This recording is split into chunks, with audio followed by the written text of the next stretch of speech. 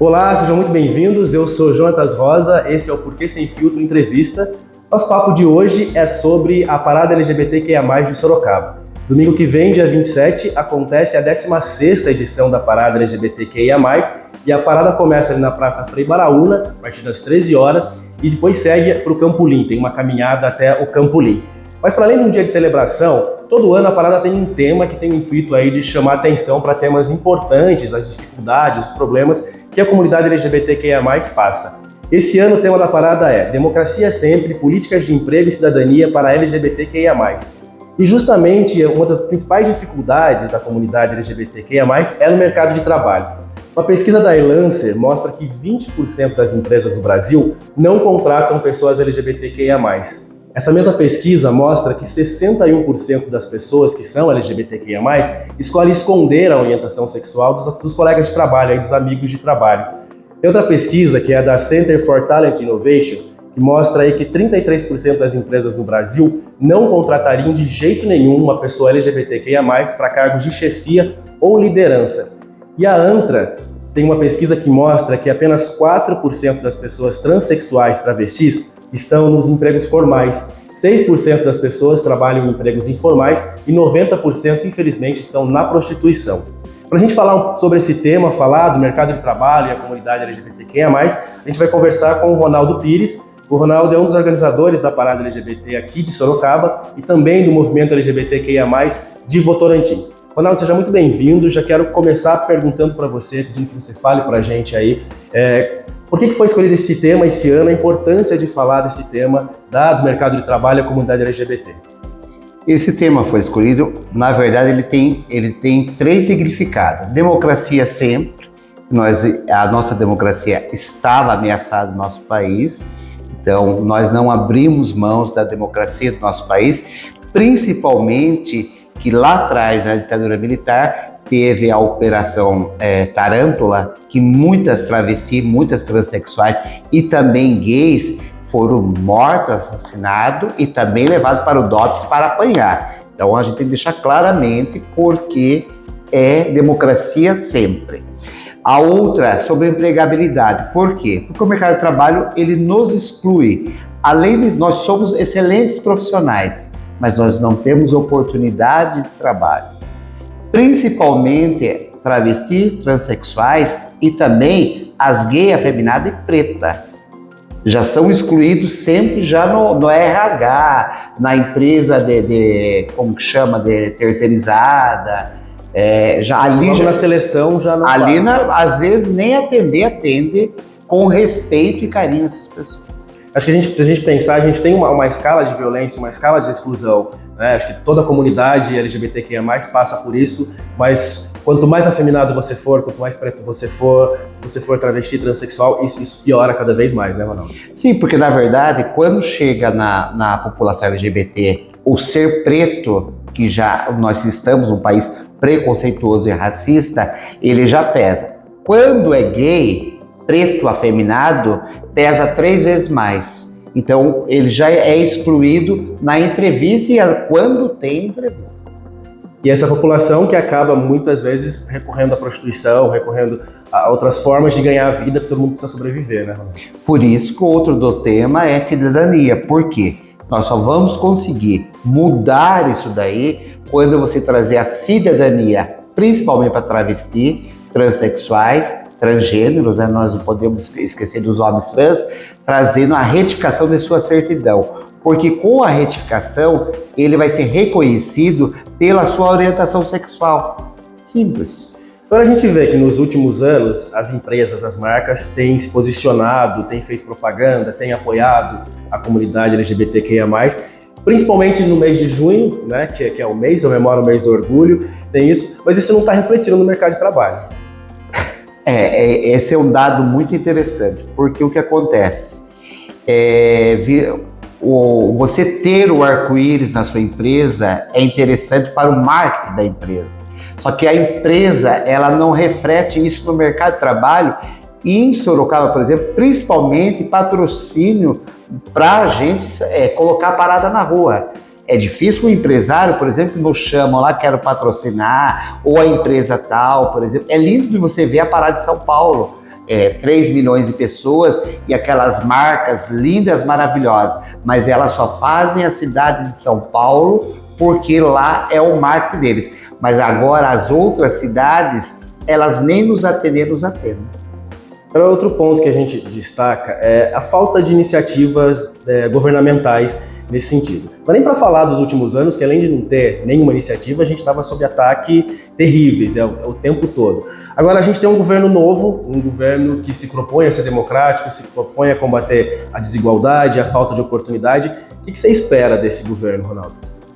A população LGBTQIA+, eu acho que posso falar com grande garantia, 90% da população LGBT votou nesse atual governo, porque nós temos uma visão que ele possa nos incluir, na verdade, no orçamento federal.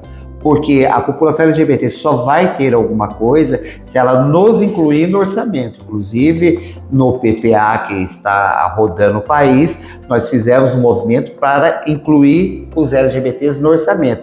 E uma das coisas muito importantes que esse governo já fez foi a criação da Secretaria Nacional LGBTQIA+, que tem a sua secretária, Simila Rá, que é uma travesti, entendeu? Isso já é um grande avanço que não tínhamos no governos passado, inclusive governos que já foram também progressistas também.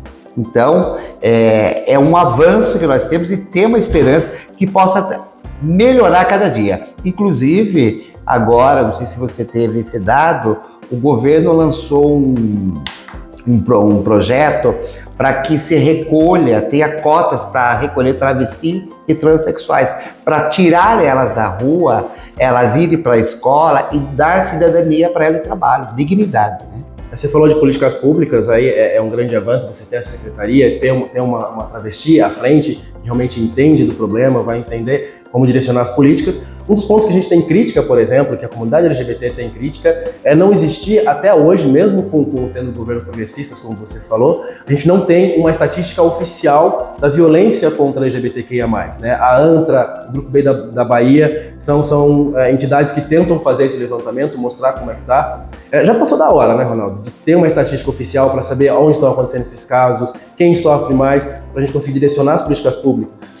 É assim, o Ministério da Justiça, ele vai ter que fazer esse avanço, mas não dependemos só do Ministério da Justiça, dependemos da Secretaria de Segurança Pública dos estados. Um exemplo, hoje o nome social não é respeitado. Um exemplo, essa semana morreu uma travesti, uma cidade conhecida, e daí o que aconteceu? Ela foi enterrada com nome masculino. Por quê? Porque a funerária não aceitava o nome dela social, a delegacia não aceitava o boletim de ocorrência, então nós temos que precisar mudar também, não só federal, e sim estadual. E municipal também, os municípios têm a sua participação nisso. Sim, porque na verdade já passou da hora dos municípios também ter no seu prontuário os nomes sociais, porque não é todo mundo que quer mudar de nome, retificar sua certidão. Então temos que respeitar o nome social em todos os documentos hoje no Brasil. A gente está falando de uma violência que começa aí, né? De não respeitar o nome que você escolheu, o nome que você quer ter. E nesse caso, por exemplo, que você contou, uma violência que continua até depois da morte, né? Você morreu e ainda não está sendo respeitado de qualquer maneira. É muito difícil isso. E a gente fala de violência, né? Na semana passada saiu aí o Anuário de Segurança Pública, que mostra alguns dados de como que está a violência na comunidade LGBT. Para ter uma noção, de 2021 para 2022, cresceram 13% as denúncias de agressão ali. Por outro lado, o homicídio caiu um pouco. Em 2021 foram 176 casos e em 2022, 163 casos. Mas ainda assim, um número alto. Você acha que ainda tem muita subnotificação desses casos? Eu acho que esses dados não estão corretos, porque nós não temos dados específicos da Secretaria de Segurança Pública de todo o país. Outra, nós temos violência, às vezes, que acaba com a morte do LGBT. Quando você pega na parte religiosa, quantas pessoas se suicidam hoje porque a família não aceita que ela é homossexual, ou é gay, travesti, sapatão e por diante? Quantas pessoas que não estão nesses dados? que é uma violência também que ele sofre dentro da casa dele e dentro da sua igreja. Então, essa violência não está contada aí. Então, na verdade, isso daí é boletim de ocorrência oficial. Um exemplo, essa travesti que eu acabei de falar para você, eu não sei o jeito que ela morreu, mas vamos supor que se é violência, a família não vai aceitar que coloque o nome dela como feminino. Então, não vão entrar nesses dados. Então, os dados, ele é bom porque ele cria um parâmetro de visão. Isso é legal, dados, mas eu acho que falta muito mais para chegar onde a gente quer que chegue. Precisa de fato uma política pública, precisa organizar isso e ser uma política padrão, que os estados sigam, que os municípios sigam, que você consiga ter de fato um retrato mais próximo da realidade do que acontece com essa comunidade, né, Rodrigo? O ministro da Justiça, Flávio Dino, ele está assim convicto que ele quer colocar esses dados e quer tentar obrigar que os estados, municípios também coloquem sobre a violência. Porque eu volto a dizer, ninguém quer privilégio, a gente quer igualdade de gênero, entendeu? Somos todos iguais perante a lei. Então, esses dados precisam ser melhorados, não só no governo federal, mas no estadual, no municipal. E às vezes até nas instituições. Agora, você acha que a violência contra as pessoas LGBT, ela aumentou ou as pessoas estão tendo oportunidade de denunciar mais, estão tendo coragem de denunciar mais? Eles tentam, na verdade, nos jogar 24 horas por dia de volta para o armário, porque para eles é muito perigoso, viado, travesti, tá fora do armário para eles, que sempre gostou de nos pegar nos guetos da vida. Então, quer dizer, quando a gente sai para fora desse armário que nos jogaram e nos deixaram lá atrás, então a gente acaba reconhecendo mais nosso direito, aonde aumentou, na verdade, a coragem de denunciar o agressor e denunciar também a violência que recebemos. Não só do homofóbico, mas às vezes da família e da religião também, que também prega a homofobia. Eu acho importante dizer isso, porque a gente pensar nas formas de violência, não é só quem agride, não é só quem te xinga na rua, mas existem duas formas de agressões que as pessoas LGBT sofrem, né, no dia a dia. Não, a violência contra a LGBT é a mesma que existe contra a mulher, contra o negro, entendeu? Que nós estamos combatendo, queremos combater. Ela é doméstica, ela é no seu emprego e é no dia a dia na vida na rua, entendeu? Há quase anos atrás, nós não andávamos seguro na rua de medo, por causa do discurso de ódio do outro governo que saiu. Hoje a gente está andando um pouco mais com tranquilidade e é aí que, se acontecer as coisas, nós temos mais coragem de denunciar, porque nós sabemos que não vai ficar impune. Agora, você falou disso, falou de ter mais coragem, de ter mais meios para denunciar. Tem mais ou menos 4 anos aí que o STF decidiu que LGBTfobia é crime. Você acha que isso está, de fato, protegendo mais as pessoas? Porque a gente tem que pensar que existe toda essa rede que precisa funcionar. Não é só ter uma lei, né? Não é só estar no papel dizendo que isso é crime. Mas as delegacias precisam estar preparadas, os espaços precisam estar preparados para atender essas pessoas quando foram vítimas dessa violência. Você acha que isso está protegendo mais as pessoas? Você acha que está acontecendo isso? Então, essa lei é para proteger, só que no meu ponto de vista, ela não está protegendo completamente, porque ela depende do delegado que está de plantão. Chegou lá um delegado que é homofóbico, por exemplo, ele não quer nem saber, ele vai lá, coloca agressão e pronto. Não vai colocar o crime de racismo do qual a lei manda. Então, o que nós precisamos é que as delegacias também mudem o comportamento delas, questão da população LGBTQIA+, que a hora que o LGBT ele falar que ele foi um caso de homofobia, e o delegado coloca lá para investigar, depois lá na frente decide se foi ou não foi. Mas o problema é que a delegacia ela já não aceita o que você declare que foi, ela aceita o que o delegado decide. E eu acho que as coisas não caminham certo desse jeito. Você acaba sofrendo uma segunda violência, né? Porque você sofre uma violência na rua, ou em casa, ou no trabalho, você chega lá, você tem seu direito não respeitado a sofrer uma violência de novo em outro espaço que deveria te proteger, né? Sim, porque na verdade a gente lida dia a dia com o sarrinho, né? Daí você chega na delegacia lá e daí fala mais um, entendeu? E dá aquelas risadinhas que a gente já sabe como que é, as piadinhas, as escondidinhas que tem que acabar. Agora, Ronaldo, a gente sempre fala, ano após ano, a gente está falando de comunidade LGBT, a gente fala dessas questões de violência, da falta de oportunidade, é sempre esse prisma negativo. Você consegue enxergar algum avanço nos últimos anos? A gente espera que tenha avanço, porque nós não tivemos avanço. Eu acho que a gente avançou algumas coisas, mas eu volto a dizer, 4 anos anterior nós retrocedemos muito, principalmente com o turismo.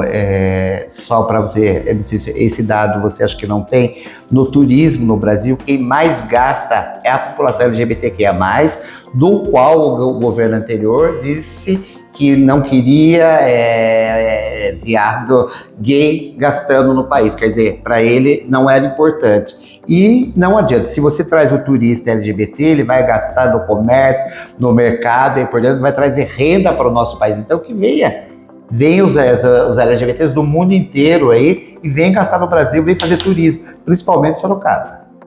Agora vamos falar um pouquinho da parada, Ronaldo. Me conta como é que está a organização da parada, dificuldades, está andando, como estão os apoios, os patrocínios? A parada de Sorocaba, na verdade, eu costumo dizer que o Denis, ele pegou o auge da parada de Sorocaba. Eu acho que o Denis é uma pessoa que a gente nunca pode esquecer, que foi um dos organizadores que mais ficou na parada de Sorocaba há mais de 10 anos, e ele pegou o auge. Hoje a gente coloca a parada na rua com muita dificuldade, nós não temos o patrocínio das empresas, você acabou falando aí, como que ela fica, se só fica na conversa, no disque-disque ou no marketing. Aqui em Sorocaba nós temos problema, as empresas não nos procuram, quando a gente manda ofício eles não nos respondem, mas com toda a dificuldade nós vamos colocar a parada na rua, estamos preparando uma grande parada para esse ano, uma grande parada, e o ano passado foi ótimo, esse ano vai ser muito melhor. Você falou do Denis, né? O Denis, que era um dos organizadores da parada, infelizmente faleceu o ano passado, ano retrasado. 2020. Muitos anos ficou à frente da parada e é uma das pessoas que está sendo homenageada esse ano, de certa forma. Sim, inclusive o tema da parada, ele tem a figura do Denis lá no tema da parada, porque a gente não pode esquecer aqueles que vieram lá atrás, que lutaram lá atrás. E a parada de Sorocaba, o Denis sempre levou com carinho, sempre teve muito respeito. E a gente quer continuar tendo esse respeito também com a parada de Sorocaba, ser atendido nos lugares que a gente vai, convidar você empresário, você político, você sindicalista, venha ajudar a parada de Sorocaba, venha patrocinar a parada de Sorocaba. Porque assim, eu sempre digo o seguinte, a gente gasta pouco, mas a gente traz cultura, arte e alegria nas ruas de Sorocaba. Isso é a coisa mais importante. E a parada LGBTQIA+, de Sorocaba é uma das maiores, a maior do interior de São Paulo. Quanto teve de público ano passado e qual é a expectativa para esse ano?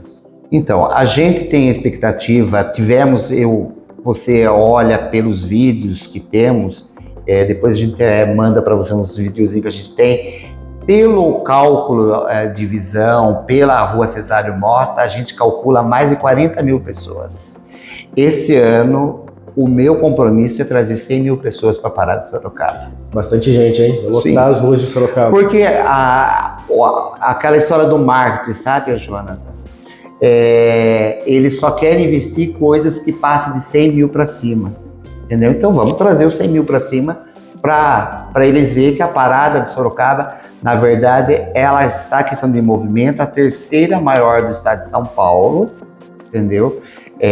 Vem São Paulo, Campinas e Sorocaba. E a Sorocaba é a maior da região metropolitana de Sorocaba.